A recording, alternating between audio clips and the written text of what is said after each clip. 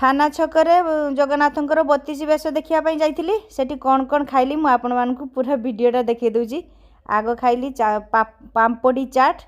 आ दही पाम्पड़ी चाट आ सेटा खाइदेली तापर खाइली